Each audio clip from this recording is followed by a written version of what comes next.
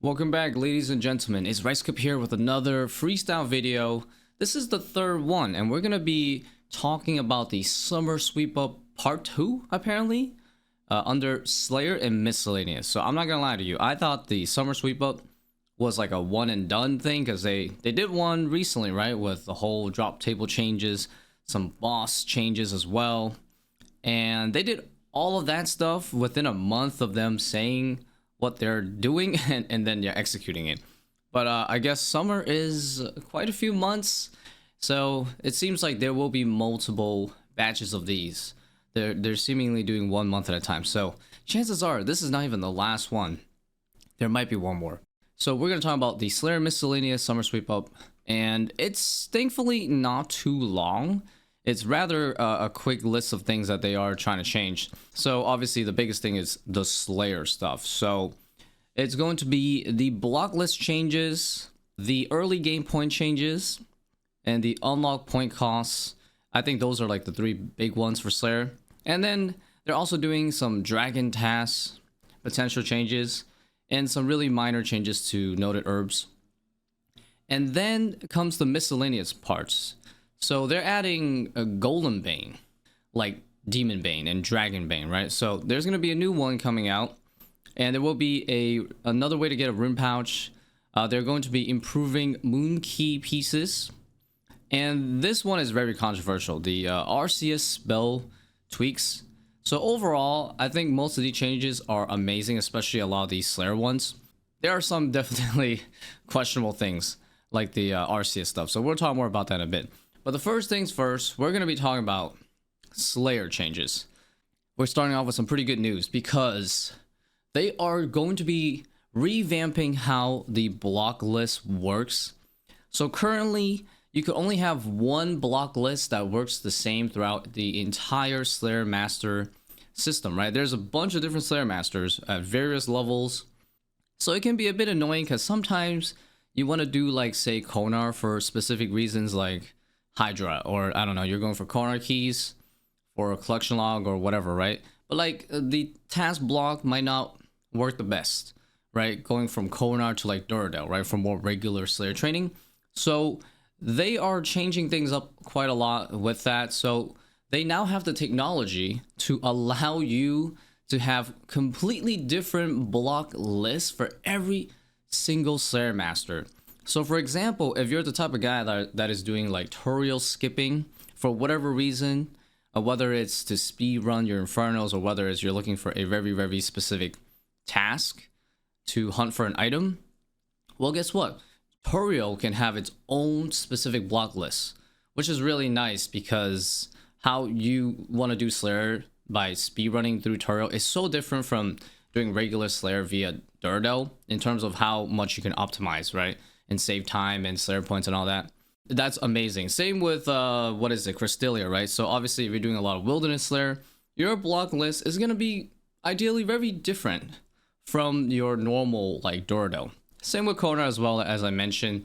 The nice thing is you're going to save a ton of Slayer points because again, you're not going to have to keep rearranging your blocks nearly as much. A quick thing I want to mention post edit is that the different block lists will have different costs. So tutorial and stuff is going to be 40 points per task block, and then Duradel and stuff is going to be 100, what you are used to. And whatever points that you already spent on your block list that is currently set up, you will get those points back. I love Slayer. I do Slayer all the time. I got like 60 mil on my main iron, and the amount of times that I've readjusted my freaking Slayer block list is ridiculous. And I know for sure with the fact that you can split your Slayer blocks according to the respective masters is going to be absolutely huge for me and probably for everybody else. Absolutely going to save a lot of time and a lot of Slayer points because goddamn, I'm always on the brink of running out or pretty much always out. Another massive thing that they're doing with the block list is that you'll be able to block the tasks without actually getting assigned the tasks, as you can see here in this picture. That is awesome. This new interface system that they're doing is amazing because as you can see here, it shows you every single task that is possible to get, and it'll tell you the range of the number assigned, right? So Aberrant Inspectors, for example, is 130, 200. I'm guessing this is either Duradel or something like Neef. And it'll tell you the percentage, a chance that you'll be getting as well, which is amazing. It also shows you tasks that you have not unlocked yet because of Slayer level rec, like Arceuss, for example. And it also shows you tasks that you could unlock, but you chose not to, right? By buying the Slayer perk. So like AVNCs and Basilisk. Absolutely amazing. I really love this new interface. So that's going to be awesome, because the first thing that I'm going to be doing after this update hits is 100% going onto this Slayer task list and just changing up a few things right away. So the next thing we're going to be talking about now is the early game point changes. So this one's not as a major issue or quality of life, but it's pretty nice probably for upcoming new players or people starting new accounts. So if you didn't know, Mashna and Vanaka are like some of the early Slayer masters, but the amount of Slayer points that you'll get from doing their tasks is pretty bad, to the point that a lot of people just recommend that, let's say you're trying to rush for a the Slayer Helm perk, or let's say you're trying to get like the Herb Sack or Rune Pouch from Slayer. I know some people do that. I totally don't recommend it, but you know, that's something that does happen. So what happens is that people trying to grab those items early on from Slayer Shop, they usually don't do Mashna and Vanaka that much, except for like as the 10th task, because what happens is they will go tutorial, right? Do 9 super easy tasks, and then on like the 10th task, they will do like the Mashna, the Vanaka, you know, whatever's highest level combat available at the time, depending on how early they rush their account, right? So they are going to be fixing some of the early game point changes, like I said, for these two Slayer masters, the Mashna and the Vanaka. So you're going to be getting 6 points per task for Mashna, and Vanaka you'll be getting 8 points per task, and then you can see how the streaks go for these two. And yeah, it's significantly better, because before it was 2 and 4 points for the respective Mashna and Vanaka. So it was really bad. I do think this is a pretty neat update. It's a very good way to incentivize players to not abuse tutorials so much, right, at the early game. I feel like there's already enough abuse of the tutorial mechanic as it is, right, especially for the higher level players. But yeah, that's a short one, nothing too crazy. But this one coming up is pretty nice. It's going to affect just about everybody here. So unlock point costs for some of the existing rewards are going to be dramatically reduced. And so let's say you spend points already on something that they're going to reduce the cost of. You're going to get the difference back, which is freaking awesome, because I will get so many more points back. I really need some Slayer points, man. So bigger and badder is going from 150 points to 50 points. So that means you get 100 points back if you already did it. Task storage, oh my god, this one's insane. 1,000 points now to 500 points. So I'll be getting 500 points back. Honestly, task storage is an amazing newer-ish reward. If you guys haven't gotten it yet, absolutely get it, because the flexibility that you gain through via Slayer with task storage is amazing. For example, you can stack 2 of the same tasks together, like one reserved and one, you know, currently active, right? So like, for example, you're doing Hydra, you can literally stack 2 Hydra tasks. Ring Bling is going from 300 to 150 points. Yeah, this one definitely makes sense, because it was in a really awkward spot where ultimately a lot of players probably just never even buy this to make the Slayer ring. But yeah, halving is definitely nice. So I'll be getting some points back. Slug, Salter, and Reptile Freezer going down to 10 points. I believe they're like, what, 100 points or something right now? 10 points, I think is perfect. So there's one more section under the point cost system that they want to talk about, and that is the rewards that let you toggle whether or not you can get a certain enemy assigned. So like AVNCs, things like the Lizardmans. So they're trying to figure out whether or not the toggle should be free, or whether or not the toggle, when you switch it off and on, will be a lower price than what it would be now, right? Because you're effectively buying it for the same exact price that you bought it before if you just turn it off later and want to turn it back on now. And that's an interesting one. I don't think it should necessarily be free, just because they already said that people are going to abuse this loophole of making toggles completely free, you know, to get like Lizardmans a bit easier, or like AVNCs a bit easier. So I think probably a reduced cost to toggle would be fine, like maybe like 30 points or something, right? I think that that would be fair, because like that way you don't feel like you're losing a lot of time for making a decision of turning it off, but it's not completely free, right? So I think 30 points is kind of like, we're used to skipping tasks for 30 points, so why not just toggle a task assignment off and on for 30 points, right? It's kind of like the same idea. Okay, now we're gonna talk about the dragon task. So this one specifically is talking about metal dragons. They already established that the chromatic dragons are for the most part fine as separate entities, but they're thinking like maybe we should clump all the metal dragons in one task. So that means iron, steel, you know, mithril, adamant, and rune dragons all in one. And they're also thinking maybe we'll just make it like a normal size amount, so literally it can go up to 200. So that's interesting. They're not sure how they want to approach this actually, so they're letting us decide. So if I were to pitch in my 2 cents, I will say I think the biggest problem isn't necessarily metal dragons in general. It's more like iron and steel dragons, because I'll explain. So for example, iron and steel dragons, if you've played this game long enough, right, you'll notice that you do encounter iron steel dragons a bit too early for your like gear and stats, right? Oftentimes, and like just 20 kills takes longer than a task that is multiple times more, right, in terms of quantity. So it becomes like a slog.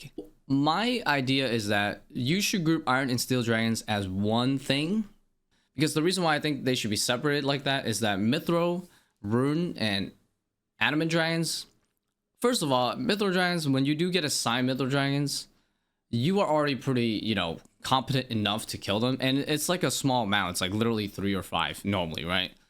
And rune and adamant dragons, dude, you literally have to complete Dragon Slayer 2 to even have them as a Slayer task. And you definitely can kill them because, yeah, you complete Dragon Slayer 2. You've done much harder things like forecast, right?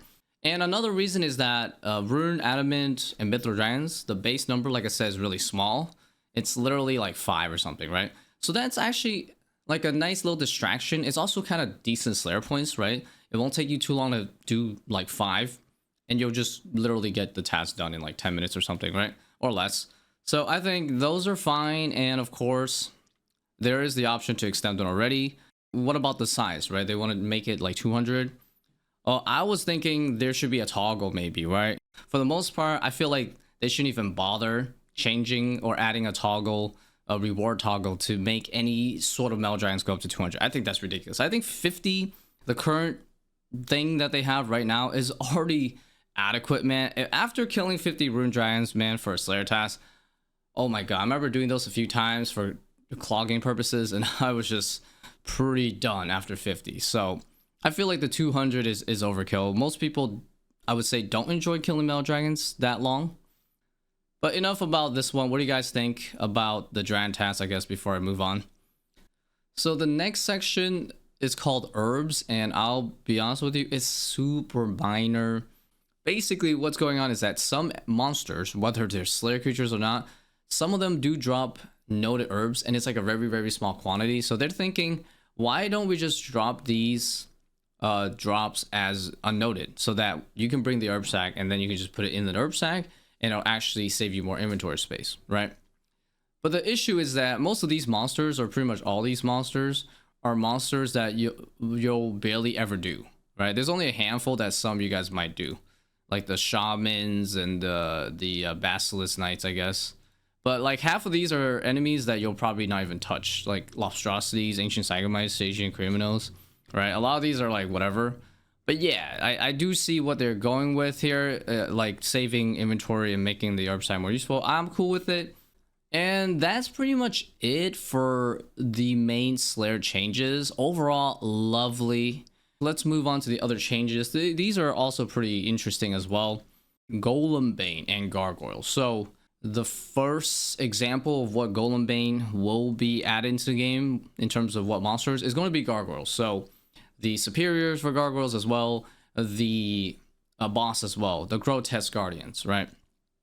So effectively, that's going to be a new typing, and I would expect that in the future there will be more Golembane enemies, right? Kind of reminds me of Pokemon, you know, all these like typings and stuff that Jags is doing. But anyways, they are going to make the Granite Hammer the weapon that you get from the Grotesque Guardians is like a level 50 or something attack requirement weapon, right? Like Granite here. They're going to give it 30% increase in damage against stony enemies, right? AKA the Golembane. So regular gargoyles, superiors, the melee Grotesque Guardian, you can use the Granite Hammer to insane effectiveness. So I did some rough math. I think a 30% increase for the Granite Hammer, obviously depending on your stats and gear, but the range is going to be like an extra 10 damage or like an extra 15 damage. That's actually insane because it will easily beat something like a tier 70 weapon, like a whip. Honestly, it might even beat like a tier 75 weapon or whatever, tier 78, like the freaking Inquisitor mace even. Yeah, it's going to be pretty insane. I don't think it'll beat obviously the Scythe or like the Soul Reaper axe and things like that against these enemies.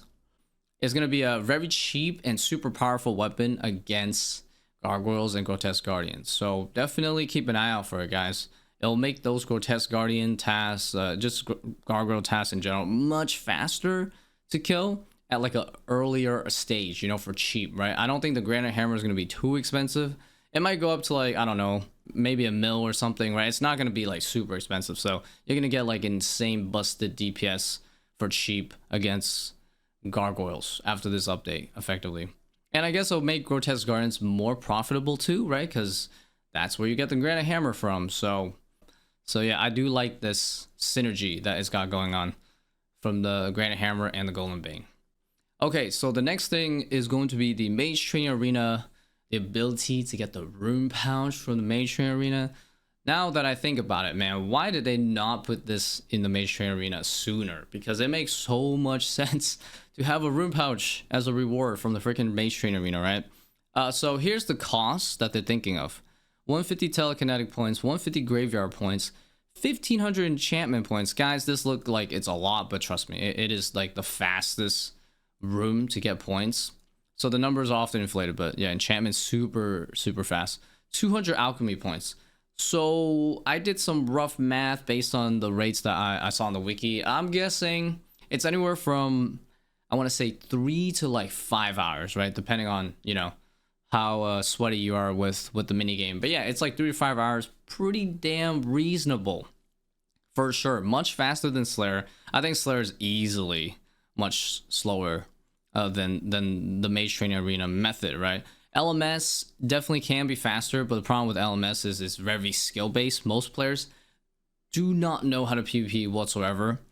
Yeah, I think this is going to be the way to get a Rune Pouch going forward for most players, I would say, on their new accounts. And I'm more than happy for it. Thematically, it just makes so much sense. And it gives Mage Training Arena a bit more, you know, of a reason to go there. Okay, so this next one is something that I don't think many of you guys even know exists or have ever tried content-wise. So they're going to make moon keys a bit easier to get. And you might be asking, what the hell are moon keys? So basically, they came out with the release of Volamore, and moon keys, just think of them like crystal keys, right? You know, you have to get 2 pieces, the loop half and the teeth half, combine it, you know, go to tablet chest to get some cool rewards, guaranteed Dragonstone.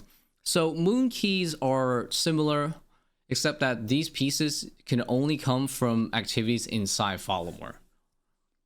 And the 2 halves are also a bit more complicated. One half is skilling only. You can only get it from skilling. And the other half, you can only get it from PVMing in Volamore. So the skillings part of the key, they pretty much adjusted the rates pretty well the first time, right? So you'll get those from time to time. But the PVM half of that key is insanely rare currently. And they are going to be fixing that. So here's an example, right? Blue Dragons within the runes of Tapayok, whatever, were like the ice bosses in Volamore. So it's going from 1 in 1500 to 1 in 250. So as you can see, it's many times more common. And to be honest, 1 in 250 from Blue Dragon still pretty rare, right? Like you can even get one from doing a whole Blue Dragon task. It would take you like 2 Blue Dragon tasks if you were doing Slayer or something. Rewards wise, So you can open up this chest in the dungeon here. This is the minimap on the wiki here. So just north of the entrance. The reward is guaranteed 250 Sunfire Splinters. And then in terms of rare items, you can get the Helmet of the Moon. Basically, this is just a collection log item. As you can see, the stats aren't particularly too crazy. The 3 magic, but yeah, it's pretty rare. It's 1 in 500 keys. So for people collection logging, they're gonna love the fact that now it's, you know, more realistic to get, because they are making it a collection log. I don't think it is a collection log now, but they did say that it's gonna be a collection log after. But yeah, as you can see, the miscellaneous rewards are pretty insane, minus the spinach roll, of course. I love how they... Oh, actually, no, they have a few other troll drops, like cabbage and spinach roll. It's nice, that's, you know. But yeah, the base rewards are pretty nice. Giant plate legs, 1 in 10. 6 rune plate bodies. Oh my god, 2 giant legs. A lot of monkfish. But like I said, these moon keys, even after these changes, are still going to be pretty rare, and most of you guys are probably not going to ever interact with this. I don't mind it. I think this update's good, right? Like I said, for newer accounts that are loving Volamore. I know a lot of players say they loved Volamore playing on their new accounts. So I think for a lot of those guys, they're going to be able to access these moon keys a bit more realistically, and good for them. Okay, we're now on the last part of the Slayer Summer Sweep Up stuff. This is the blunder suggestion of Jagex. So they're trying to change 2 things with the Arceuss spellbook. So they want to, or they're thinking of adjusting the Dark Demon Bane spell, so like the strongest Demon Bane spell. Instead of 2 soul runes, they want to change it to 1 soul rune and 4 chaos runes. And they also already reduced the fire runes before and keep it at 7 fire runes. So the reasoning is because they want people to use less soul runes, because it's like quite a, you know, high rune crafting level or something. So they want to substitute 1 for 4 chaos runes. Now, I think this is kind of stupid, because in the same vein, like, why would you put a low level rune for a rather high level spell? It's a level 77 spell. Why the hell does a level 77 spell need to use chaos runes? Like, couldn't you have just decided 1 soul rune, 2 death runes instead of 5 runes? Because this is stupid for another reason. Because if you're going to use Dark Demon Bane spell, right, that means you're probably going to use stuff like Thralls. You're probably going to use things like Death's Charge. And none of those spells even use Chaos Runes, man.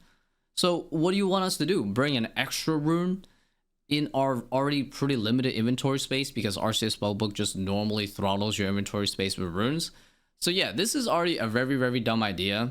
All right, if they want to lower the cost of soul runes, that's fine. But like, dude, make it 2 death runes, man.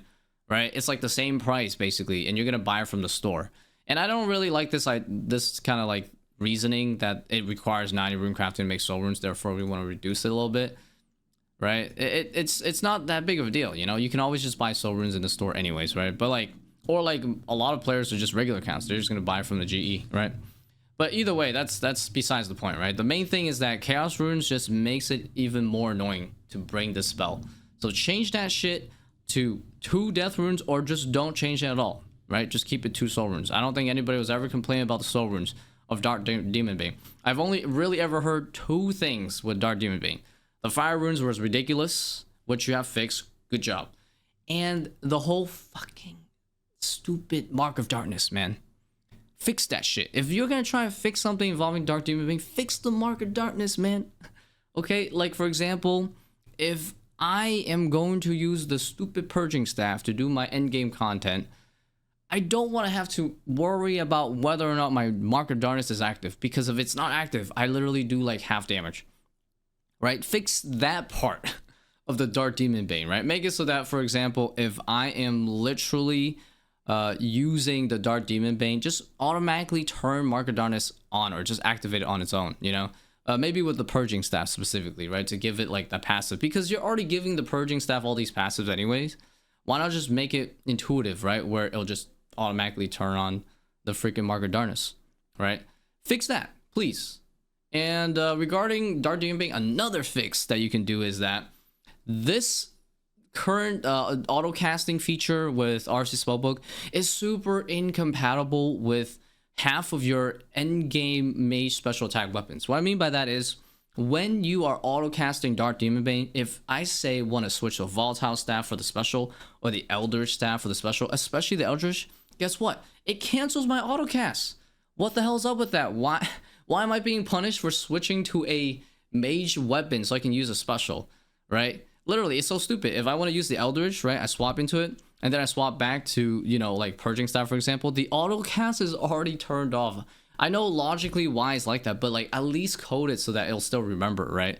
If I'm switching between the two staffs, right? Because right now, yeah, it just doesn't make no sense. It's so janky. Auto casting already is so janky, right? On top of the stupid Mark of Darkness and on top of the inability to swap to a spec weapon for magic conveniently, like fix those things, you know, right? The runes is not really the issue. It's more like those other two things. All right, so now we're gonna go to the next part of what they're trying to tweak. So they're thinking of changing the 5 blood rune cost of greater thralls, which is like the highest, you know, level thrall, from 5 blood runes to 4 soul runes. Again, the reason why they're trying to change it to this way is because the argument is that they're trimming the amount of souls from Dark Demon Bane so that it makes more sense to bring more soul rune costs into greater thralls. Bruh, that makes no freaking sense whatsoever, because it's like, have you been PVMing with the freaking Arceuss spellbook lately, Jags? Because it sounds like you haven't.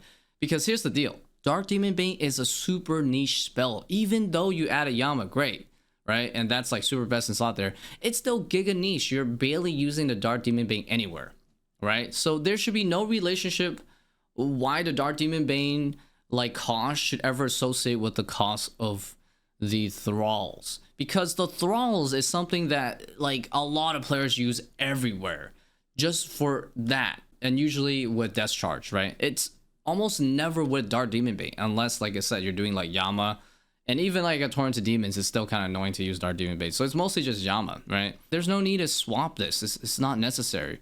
But that is it for this blog freestyle coverage, I guess.